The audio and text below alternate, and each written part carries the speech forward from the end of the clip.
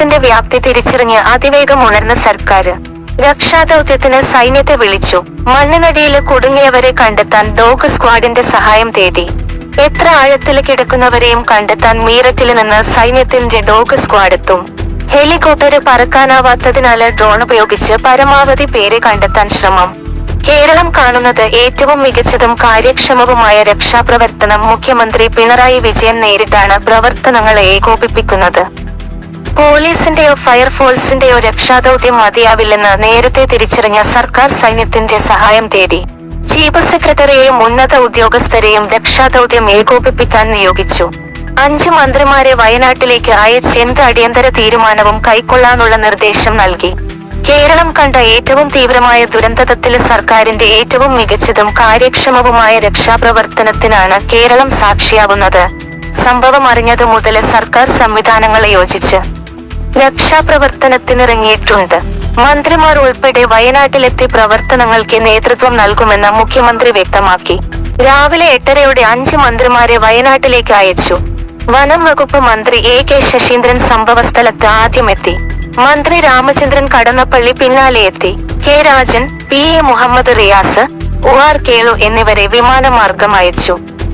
രക്ഷാപ്രവർത്തനം ഏകോപിപ്പിക്കാൻ മുഖ്യമന്ത്രിയുടെ OSD doctor S. Karthikeyan IAS-നെ ചുമതലപ്പെടുത്തി. മുഖ്യമന്ത്രിയുടെ ഓഫീസ് കേന്ദ്രീകരിച്ചാണ് അദ്ദേഹം പ്രവർത്തിക്കുക. സ്പെഷ്യൽ ഓഫീസറായി തദ്ദേശ സ്വയംഭരണ വകുപ്പ് പ്രിൻസിപ്പൽ ഡയറക്ടർ V. സാംബശിവ റാവുവിനെ നിയോഗിച്ചു. അദ്ദേഹം വയനാട്ടിലെ ക്യാമ്പ് ചെയ്ത് രക്ഷാപ്രവർത്തനം ഏകോപിപ്പിക്കുന്നു. ഇതോടെ ഡ്രോണുകൾ ഉപയോഗിച്ചുള്ള നിരീക്ഷണത്തിന് സർക്കാർ തീരുമാനിച്ചു. വയനാട് ഉണ്ടായ പ്രകൃതി ദുരന്തത്തിന്റെ പശ്ചാത്തലത്തില് തിരുവനന്തപുരത്ത് പോലീസ് ആസ്ഥാനത്ത് പ്രത്യേക കൺട്രോൾ റൂം പ്രവർത്തനം ആരംഭിച്ചു. 24 മണിക്കൂറും പ്രവർത്തിക്കുന്ന കൺട്രോൾ റൂമിലേക്ക് പൊതുജനങ്ങൾക്ക് വിവരങ്ങൾ നൽകാം. സംസ്ഥാന പോലീസ് മേധാവിയുടെ നേരിട്ടുള്ള നിയന്ത്രണത്തിലാണ് കൺട്രോൾ റൂം പ്രവർത്തിക്കുന്നത്. ദുരിതാശ്വാസ പ്രവർത്തനങ്ങൾക്ക് നേതൃത്വം നൽകുന്നതിന് ഉത്തരമേഖല IG, കണ്ണൂർ DIG എന്നിവരെ വയനാട്ടിലേക്ക് അയച്ചു. പ്രവർത്തനങ്ങൾ ഏകോപിപ്പിക്കാൻ ക്രമസമാധാന വിഭാഗം ADGPക്ക് സംസ്ഥാന പോലീസ് മേധാവി നിർദ്ദേശം നൽകി. മലപ്പുറം ജില്ലയിലെ രക്ഷാപ്രവർത്തനങ്ങൾക്കായും പ്രത്യേക പോലീസ് സംഘത്തെ നിയോഗിച്ചിട്ടുണ്ട്. പോലീസ് ആസ്ഥാനത്തെ കൺട്രോൾ റൂമിൽ ലഭിക്കുന്ന വിവരങ്ങൾ അപ്പോൾ ദുരിതബാധിത പ്രദേശത്തെ തിരച്ചിൽ സംഘങ്ങൾക്ക് കൈമാറുന്നു. ഇതിനായി കൺട്രോൾ റൂമിൽ ആവശ്യത്തിന് പോലീസുകാരെയും വിന്യസിച്ചു. കോഴിക്കോട് നിന്ന് ടെറിട്ടോറിയൽ ആർമി ബറ്റാലിയനും അവരുടെ മെഡിക്കൽ സംഘവും വയനാട്ടിലേക്കെത്തി. ഉരുൾപൊട്ടൽ ഉണ്ടായ പ്രദേശത്ത് രക്ഷാപ്രവർത്തനത്തിനും അനുബന്ധ പ്രവർത്തനങ്ങൾക്കുമായി സൈന്യത്തിന്റെ എഞ്ചിനീയറിംഗ് ഗ്രൂപ്പും അടിയന്തരമായി വയനാട്ടിലെത്തി. സൈന്യത്തിന്റെ മദ്രാസ് എഞ്ചിനീയറിംഗ് ഗ്രൂപ്പ് MEG ബാംഗ്ലൂരില് നിന്നാണെത്തിയത്. ഉരുൾപൊട്ടലില് പാലം തകർന്ന സാഹചര്യത്തില് ബദല് സംവിധാനം അടക്കമുള്ള കാര്യങ്ങള് സൈന്യത്തിന്റെ എഞ്ചിനീയറിംഗ് വിഭാഗം നടപ്പാക്കും. രക്ഷാപ്രവർത്തനത്തിനായി ഏഴിമലയില് നിന്ന് നാവികസേനാ സംഘവും എത്തും. മുഖ്യമന്ത്രിയുടെ നിർദ്ദേശപ്രകാരമാണ് നേവിയുടെ സഹായം അഭ്യർത്ഥിച്ചത്. നേവിയുടെ റിവർ ക്രോസിംഗ് ടീമിന്റെ സഹായമാണ് അഭ്യർത്ഥിച്ചത്. ഉരുൾപൊട്ടലുണ്ടായ വയനാട് ചൂരൽമലയില് രക്ഷാപ്രവർത്തനങ്ങൾക്ക് വനം വകുപ്പിന്റെ അടിയന്തര ഓപ്പറേഷൻ സെന്ററുകള് പ്രവർത്തന സജ്ജമായിട്ടുണ്ടെന്ന് വനം വന്യജീവി വകുപ്പ് മന്ത്രി A.K. ശശീന്ദ്രൻ അറിയിച്ചു. വയനാട്ടിലെ രക്ഷാപ്രവർത്തനത്തിനായി നേവിയുടെ 50 അംഗ സംഘം 2 മണിക്ക് വയനാട്ടിലെത്തും. ഇന്ത്യൻ നേവിയുടെ റിവർ ക്രോസിംഗ് ടീമാണ് വയനാട്ടിലെത്തുന്നത്. വയനാട്ടിലെ രക്ഷാപ്രവർത്തനത്തിന് സൈന്യത്തിന്റെ ഡോഗ് സ്ക്വാഡിനെ കൂടി ലഭ്യമാക്കണമെന്ന് സർക്കാർ സൈന്യത്തോട് അഭ്യർത്ഥിച്ചു. സർക്കാരിന്റെ അഭ്യർത്ഥന പ്രകാരം മീററ്റ് RVCയില് നിന്ന് സൈന്യത്തിന്റെ ഡോഗ് സ്ക്വാഡ് എത്തും. തിരച്ചിലിന് ഫോറസ്റ്റിന്റെ ഡ്രോൺ കൂടി ഉപയോഗിക്കും. വയനാട് ഉരുൾപൊട്ടലുണ്ടായ പ്രദേശത്തെ സ്കൂളിലെ 22 കുട്ടികളെക്കുറിച്ച് യാതൊരു വിവരവുമില്ലാത്തതിന്റെ ആശങ്കയിലാണ് വള്ളർമല VHSയിലെ പ്രിൻസിപ്പൽ ഭവ്യ ടീച്ചർ. 1 മുതൽ 12 വരെ ക്ലാസുകളിലെ 582 കുട്ടികളാണുള്ളതെന്നും അവരിലെ 22 കുട്ടികളെ വിളിച്ചിട്ട് കിട്ടുന്നില്ലെന്നും ഭവ്യ ടീച്ചർ ഏഷ്യാനെറ്റ് ന്യൂസിനോട് പറഞ്ഞു. 3:30 മണി മുതൽ കുട്ടികളെ വിളിക്കുന്നതാണ്. അതിലെ 39 കുട്ടികളെ കിട്ടുന്നില്ലായിരുന്നു.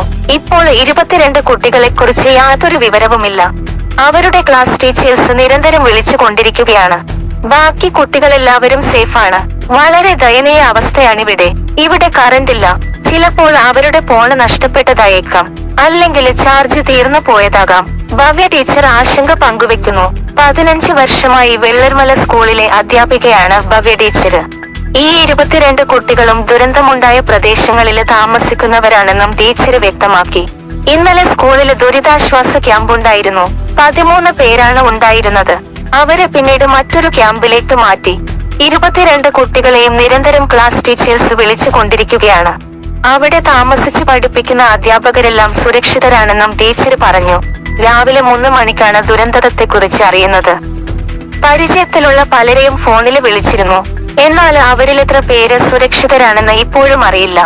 ഞാൻ 10 വർഷം താമസിച്ചിരുന്ന ഒരു വീടുണ്ടായിരുന്നു അവിടെ. ഇന്ന് അതവിടെയില്ല. അയൽവാസികളും പരിചയക്കാരും ഒക്കെ ഉണ്ടായിരുന്നു. അവരിലെ പലരും മരിച്ചെന്ന വിവരം ലഭിക്കുന്നുണ്ട്. ഇന്നലെ സ്കൂളിന് പ്രാദേശിക അവധി കൊടുത്തത് കൊണ്ട് ദൂരെ നിന്നുള്ള പല അധ്യാപകരും എത്തിയിട്ടില്ലായിരുന്നു.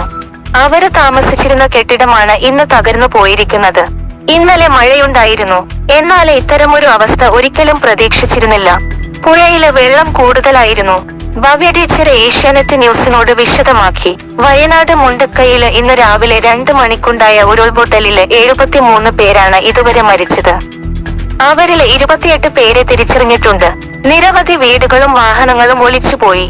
അക്ഷരാർത്ഥത്തില് ദുരന്തഭൂമിയായി മാറിയിരിക്കുകയാണ് വയനാട്. രക്ഷാപ്രവർത്തനം പുരോഗമിക്കുകയാണ്. രാവിലെ 3 മണിക്കാണ് ദുരന്തത്തെക്കുറിച്ച് പണം ആവശ്യമില്ല. വരും ദിവസങ്ങളിലും പകലും രാത്രിയും ദുരന്തമുഖത്തുള്ള എല്ലാവർക്കും ഭക്ഷണം ഒരുക്കാൻ തീരുമാനിച്ചിട്ടുണ്ട്.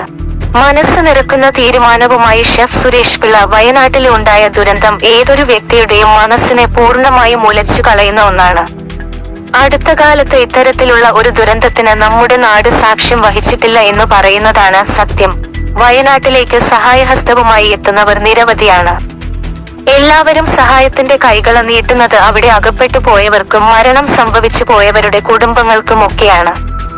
എന്നാൽ അവരെപ്പോലെ തന്നെ സഹായം ആവശ്യമുള്ളവരാണ് ദുരന്തഭൂമിയിലെ രക്ഷകരായി എത്തിയിട്ടുള്ള ഓരോ മനുഷ്യരും.